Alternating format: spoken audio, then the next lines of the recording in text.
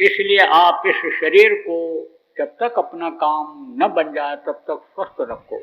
बीमारियों से अगर बचना है तो शाकाहारी रहना है, इसलिए शाकाहारी रहना। शाकाहारी क्या होता है? साग सब्जी, दूध, मलाई, फल फूल, मेवा, ये सब शाकाहारी है। आप ये समझो, जिस चीज को पेड़ दे देता है, गिरा देता है, जिसमें जीव नहीं होता है, समझो वो चीज है शाकाहारी। और जिसमें जीवात्मा होती है वो है मांसाहारी। तो मांसाहार मत करो। देखो, जब से मांसाहार बढ़ा, जब से शराब का प्रचलन बढ़ा, तब से देखो हिंसा, हत्या और अपराध ये ज्यादा होने लग गए। इसलिए इनसे बचना है और लोगों को बचाना है। शाकाहारी रहना, मांस मत खाना, मछली मत खाना, अंडा मत खाना और शराब मत पीना। और शराब जैसा कोई भी नशीला पदार्थ न पीना, और न कोई जड़ी बूटी या पत्ती हो नशीली तो उसको खाना या पीना। देखो प्रेमियों, बीड़ी है, तंबाकू है, इसमें नशा कम होता है, लेकिन जो शराब है, अफीम है, कोकीन है, जो आप समझो गांजा है, भांग है, ये क्या होती है? पत्ती होती है, समझो इसमें नशा ज़्यादा। जब आदमी को ज़्यादा नशा चढ़ जाता है तो माँ बहन को पहचान नहीं पाता।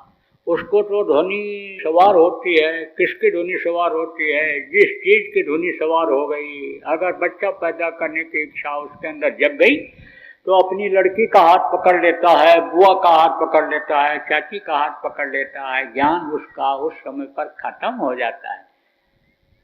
वो था ना शराबी, शराब किए हुए पड़ा हुआ था रोड पर, और बादशाह की सवारी आ रही थी।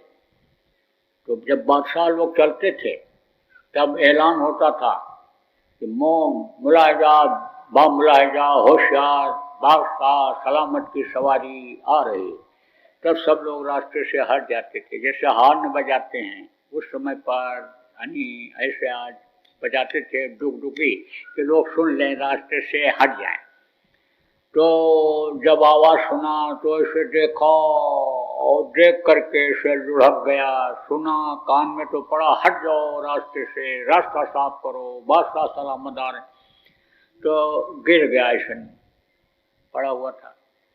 फिर उठा और वहीं खड़ा होकर के बोला, जब बादशाह की सवारी निकली उधर से, हाथी पर बैठ करके जा रहे थे बादशाह। अरे रोक रोक हाथी रोक। वहीं से बोला, रोक हाथी, हाथी बेचेगा, बेचेगा हाथी। तो बादशाह ने देखा, हाँ भाई, हमारी हाथी खरीदने वाला कौन सौदागर आ गया, किसके पास इतना धन हो गया कि बादशाह की सवारी खरीद रहा है। तो सोचे बादशाह, तब तक सिपाहियों को पता लग गया कि समझ लो ये होश में नहीं है, ऐसा बोल रहा है तो कहीं बादशाह सलामत यानी हुक्म न दे दें कि इसको काट दो, तो कहीं फांसी की सजा न दे दें, हुक्म कर दें। तो गए चुपके से, उसको दूर ले गए खींच करके। लेकिन ये मालूम था सिपाहियों को कि इसको बुलाएंगे जरूर, पूछेंगे जरूर बादशाह। तो चले गए और उसको ले गए लोग, वहाँ बंद कर दिए कोठरी में सिपाही लोग। सिपाही लोग देखो जान भी बचाते हैं और सिपाही लोग तंग भी करते हैं। गलती अगर करो तो मार कूट करके कबूल कराते हैं, और गलती न करो तो जान खतरे में पड़ जाए तो जान भी बचा लेते हैं।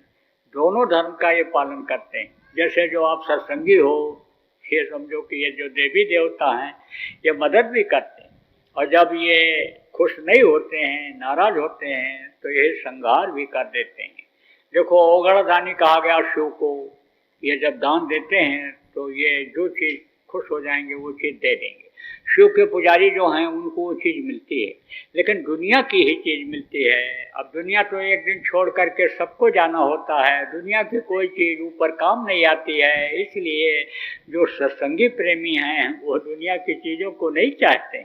दुनिया की चीज़ें जब ज़्यादा मिल जाती हैं तो उसमें फंसना पड़ता है, संभाल करना पड़ता है, चला जाए, नुकसान हो जाए, सड़ जाए, गल जाए, चोर ले जाए तो तकलीफ होती है। इसलिए जो प्रेमी होते हैं, भजनानंदी होते हैं, जो उस दौलत के अनिच्छुक होते हैं, उस दौलत को समझ जाते हैं, ऊपर वाले दौलत को, कि जिससे दुनिया की ये सारी दौलत खरीदी जा सकती है, वो दुनिया की चीज को नहीं मांगते।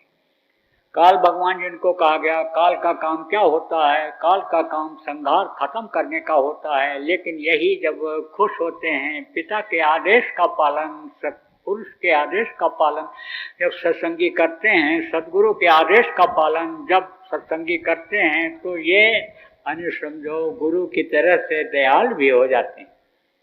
तो सिपाही पकड़ के ले गया, बंद कर दिया। अब सुबह जब बादशाह दरबार में पहुंचे राजा, तो कहे बुलाओ उसको हाथी खरीदने वाले को। ओ बड़ी बड़ी दाढ़ी, फटे हुए कपड़े, वो एकदम से मैला कुचैला करके हाथ जोड़ करके खड़ा हुआ। बादशाह ने पूछा राजा ने, तो हमारी हाथी खरीदेगा? हाथी खरीदेगा हाथी? तब बोला जान बख्शो सरकार, वो तो हाथी खरीदने वाले रात को ही चले गए। वो तो जब सवारी किए थे तब मैं वैसा बोला था, वो तो उतर गए, जान बख्शो अब हमारी। तो होश में रहता है। उसी समय अगर बादशाह हुक्म दे देता कत्ल कर दो, तो बादशाह को कत्ल उस समय पर माफ हुआ करता था। बादशाह पर कोई भी अन्य समझो इल्जाम नहीं लगता था। इसीलिए तो कहते हैं कि बादशाह हो क्या तुम्हारी बात को हम सुने। अब लोग इस समय पर ऐसा उदाहरण देते हैं कि